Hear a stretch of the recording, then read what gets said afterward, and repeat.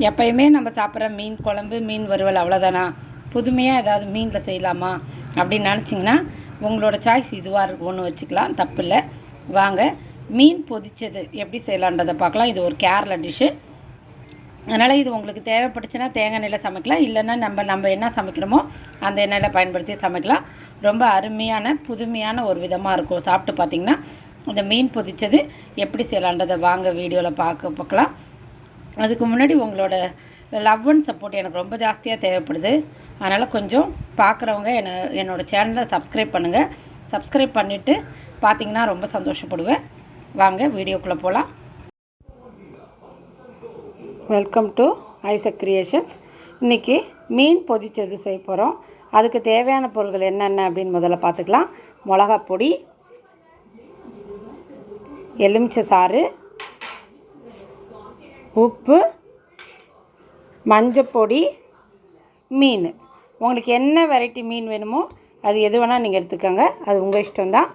இப்போ இதுக்கு எப்படி செய்யலாம் அப்படின்றத பார்க்கலாம். பாருங்கள், இந்த மீனை நம்ம எல்லாம் க்ளீன் பண்ணிக்கணும்.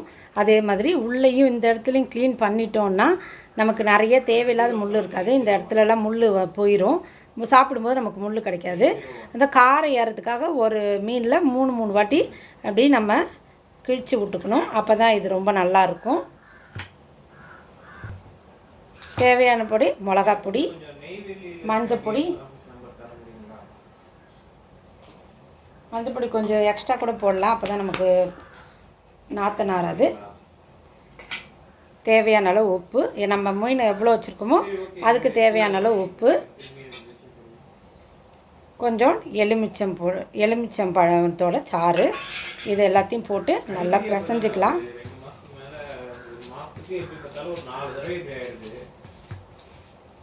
அப்படியே நல்லா பிசைஞ்சிட்டோம். இது ரொம்ப ட்ரையாக இருக்கு இல்லையா? அப்போ என்ன பண்ணணும் அப்படின்னா கொஞ்சோண்டு எண்ணெய் விட்டுக்கலாம். நான் இப்போ தேங்காய் எண்ணெய் தான் விடுறேன். உங்களுக்கு என்ன எண்ணெய் பிடிச்சிருக்கோ அதை விட்டுக்கோங்க.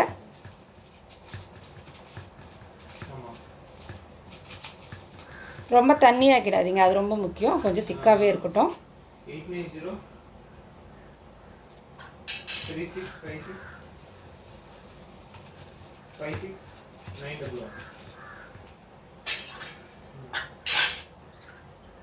கொஞ்சோண்டு தண்ணி.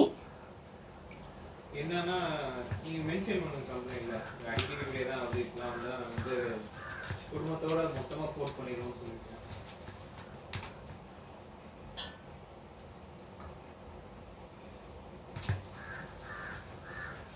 இது போதும், இந்த அளவு திக்கு போதும். இதை விட தண்ணியாகவும் வைக்க வேண்டாம், இதை விட திக்காகவும் வைக்க வேண்டாம். மீன் எடுத்துட்டு இங்கே பாருங்கள், இந்த இடத்துல இது செஞ்சுட்டு அதுக்கப்புறம் இங்கேயும் நல்லா போட்டுட்டு இதை மாதிரி எல்லா இடத்துலையும் எல்லா மீனும் நம்ம இதை மாதிரி செஞ்சு வச்சுக்கணும். அப்படி செய்யும்போது நமக்கு எக்ஸ்ட்ராவும் மிளகாப் பொடி போகாது. அதே சமயத்தில் நமக்கு கரெக்டாக போக வேண்டிய இடத்துல நல்லா காரம் உட்காந்துரும்.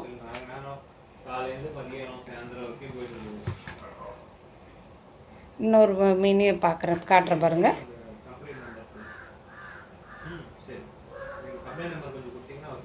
அவ்வளோதான். இதே மாதிரி எல்லா மீனையும் செஞ்சுட்டு காமிக்கிறேன் பாருங்கள். எல்லா மீனையும் நம்ம இதை மாதிரி மிளகாப் பொடி போட்டு வச்சிட்டோம். இப்போ பார்த்திங்கன்னா எல்லாம் கரெக்டாக ஃபினிஷ் ஆயிடுச்சு. மிச்சம் சப்போஸ் இருந்ததுன்னா அதையும் அது மேலேயே போட்டு நம்ம இப்படி வச்சிட்டோன்னா அதுவும் ஊறிட்டுருக்கும். இப்போ இது நல்லா ஊறட்டும். குறைஞ்சது 1 மணி நேரமாவது ஊறினா தான் உங்களுக்கு ரொம்ப நல்லாயிருக்கும். அதனால் நல்லா ஊறட்டும். ஊறின பிறகு பார்க்கலாம். மீன் எல்லாத்தையும் வறுத்து எடுத்துட்டோம் பாருங்கள். அந்த கோடு போட்டதுனால தான் அந்த இடத்துல பிரித்து நல்லா வெந்து நல்லா ருசியாக இருக்கும். இப்போ மீன் வறுத்து எடுத்து வச்சாச்சு.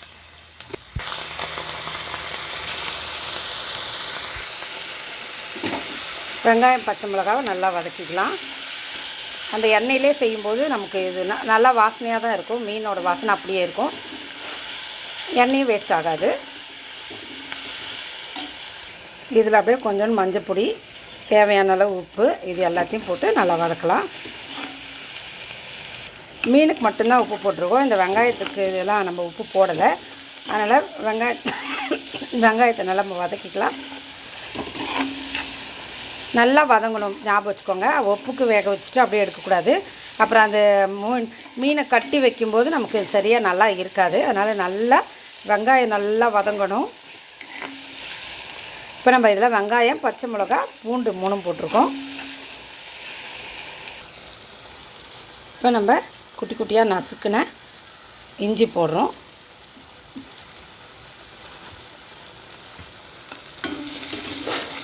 இஞ்சி போட்டு நல்லா வதக்கிக்கலாம். எப்பயுமே நம்ம இஞ்சி பூண்டு அரைச்சி போடுறத விட நசுக்கி போடும்போது தான் நல்லாயிருக்கும். எப்பயுமே வாசனை நல்லாயிருக்கும். இப்போ தக்காளி 2 தக்காளி நறுக்கி வச்சுருக்கேன். வெங்காயம் வந்து உங்கள் இஷ்டம், ஒரு 4-5 வெங்காயம் நான் வதக்கியிருக்கேன். இப்போ தக்காளி பார்த்திங்கன்னா ஒரு 2 நல்லா கொஞ்சம் நார்மல் சைஸ் தக்காளி தான் போட்டிருக்கேன். இப்போ இதுக்கு தேவையான உப்பு போட்டாச்சு. இந்த தக்காளி கரையிற வரைக்கும் கொஞ்சம் நேரம் மூடி வச்சு வேக வைக்கலாம். தக்காளி நல்லா கரையணும். இப்போ தேவையான அளவுக்கு காரம், நமக்கு எவ்வளோ காரம் தேவையோ அவ்வளோ காரம் போட்டுக்கலாம். நான் 2 ஸ்பூன் போட்டுக்கிறேன். ஏன்னா நிறையா வெங்காயம் போட்டுக்கிறதுனால மிளகாப் பொடி போடலாம், தாங்கும். நல்லா இது வதங்கட்டும். மிளகாத்தூள் போட்டுட்டோம். இது நல்லா பச்சை வாசனை போகிற வரைக்கும் நல்லா கொதிக்கட்டும். அதுக்குள்ளே எல்லா எண்ணெயும் சுண்டு சுருள வரும்போது அது கரெக்டாக இருக்கும். இது ஒரு 5 நிமிஷம் நல்லா பச்சை வாசனை போகிற அளவுக்கு வேகட்டும். பாருங்கள், நல்லா சுண்ட சுருள வதங்கிருச்சு. இனிமேல் வதங்கிறதுக்கு எதுவும் இல்லை, நல்லா பச்சை வாசனை போயிடுச்சு. இந்த சமயத்தில் கொத்தமல்லி தழை போட்டுட்டு அடுப்பு ஆஃப் பண்ணிடலாம்.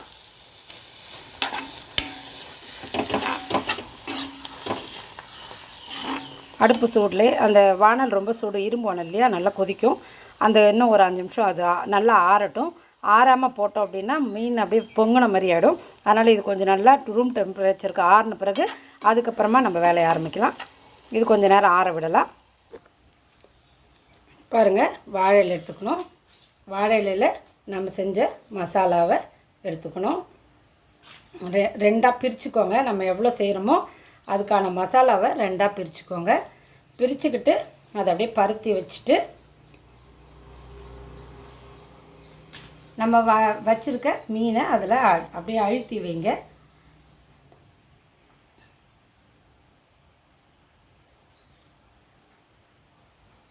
மேலே ஓரெல்லாம் எதுவுமே இருக்கக்கூடாது, அதையும் பார்த்துக்கோங்க.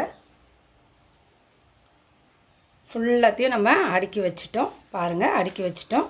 அதுக்கு மேலேயும் நம்ம மசாலாவை அப்படியே பருத்தி வச்சிடலாம்.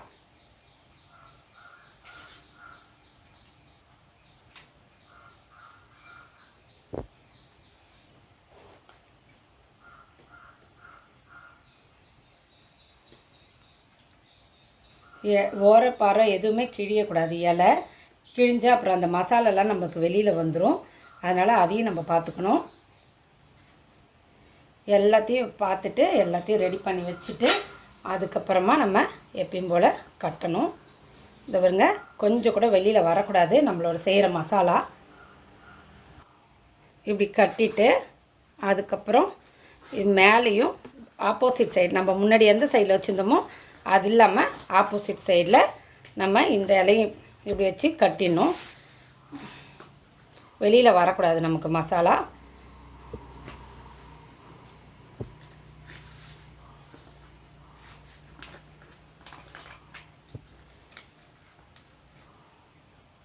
இது கட்ட என்ன பயன்படுத்தணும்னா, இந்த நம்ம வச்சுருக்க வாழை நாரே தான் நம்ம பயன்படுத்தணும்.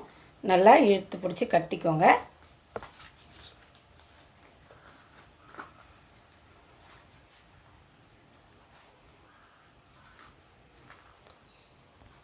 இதை மாதிரி நம்ம நல்லா டைட்டாக கட்டி வச்சுக்கணும்.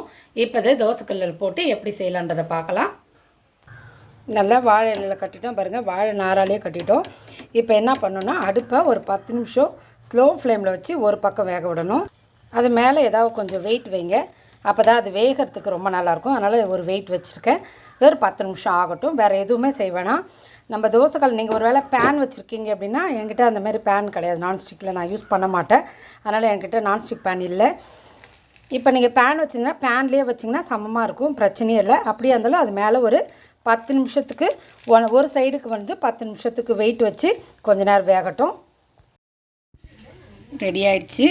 பயங்கரமாக சூடாக இருக்குது. இருங்க பார்க்கலாம். நறுக்கி எடுக்கலாம்.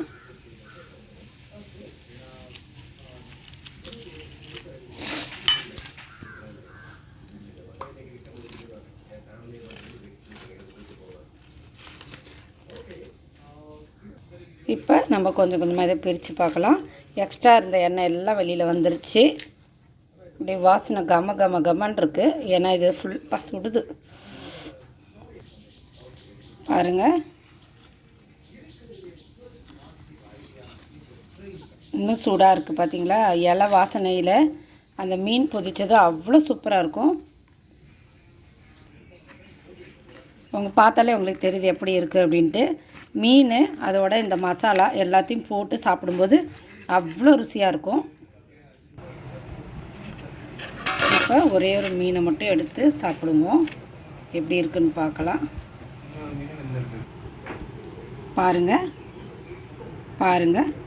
எவ்வளோ சூப்பராக இருக்குது அப்படின்ட்டு.